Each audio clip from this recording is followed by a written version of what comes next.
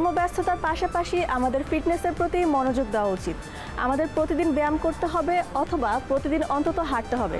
এই কারণে আমরা মানসিক এবং শারীরিকভাবে সুস্থ থাকব অথবা আমাদের শরীরের গঠনকেও খুব ভালো রাখবে।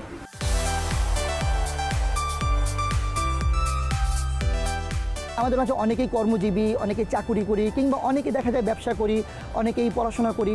আমরা আগে ভাবতাম কি যে যারা জিম করি কিংবা ফিটনেসের পিছনে দিনে অনেক সময় ব্যয় করতে হবে, কিন্তু রিসার্চাররা বলছে কিংবা ফিটনেস ইনফ্লুয়েন্সাররা বলছে মাত্র 45 মিনিট বা দিনে 40 মিনিট সময় ব্যয় করলে কিন্তু আমরা অনেক সুস্থ থাকতে পারি। আমরা দেখা গেলো দিনে 40 মিনিট আমরা জিম করলাম কিংবা দিনে 40 মিনিট আমরা হাঁটলাম, আমরা আস্তে আস্তে হাঁটলাম, কিংবা আমরা শারীরিক সুস্থতার জন্য ঘরে বসে কিছু ব্যায়াম করলাম।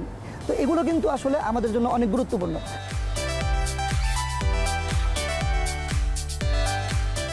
আপনি যদি সুস্থ থাকতে চান, আপনার কি আসলে জিমে যেতে হবে? জিমে যাওয়াটা কিন্তু ম্যান্ডেটরি না।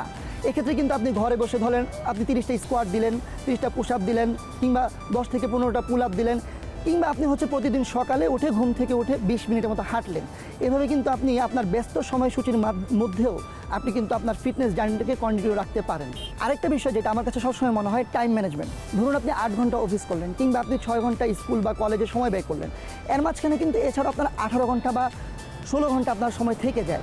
এর মাঝখানে আপনি আরও 8 ঘন্টা ঘুমালেন, ঘুমটাও কিন্তু অনেক গুরুত্বপূর্ণ।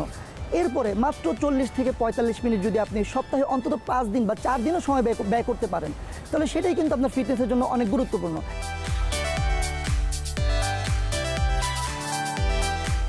বর্তমানে তরুণ প্রজন্মের যারা আছে সবাই কিন্তু এই বিষয়টা কিন্তু গুরুত্ব দিচ্ছে দেখা যায়।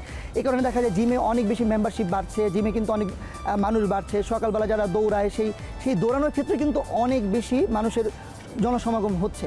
এছাড়া আমাদের বর্তমান সময়ে যে ম্যারাথনগুলো আছে, সেই ম্যারাথনেও কিন্তু দেখা যায় যে অনেক মানুষের আসলে অংশগ্রহণ বাড়ছে। এর কারণটা কি? এর কারণ বর্তমান সময়ে তরুণরা কিংবা চাকুরিজীবী কিংবা যারা শিক্ষক, বিভিন্ন পেশার মানুষ সবাই কিন্তু ফিটনেসের যে সচেতনতা, এটার প্রতি গুরুত্ব দিচ্ছে, এবং তাদের কাজ এবং সব কিছুর মাঝখানেও এটা যে তার জীবনের জন্য দরকার, তার বেঁচে থাকার জন্য দরকার এবং সুস্থ থাকার জন্য দরকার, এজন্যই কিন্তু আসলে এই সময়টাকে তারা বেছে নিচ্ছে, কিংবা এই সময়টা তারা যেভাবেই হোক তারা এই সময়টা উঠিয়ে নিয়ে আসার চেষ্টা করছে।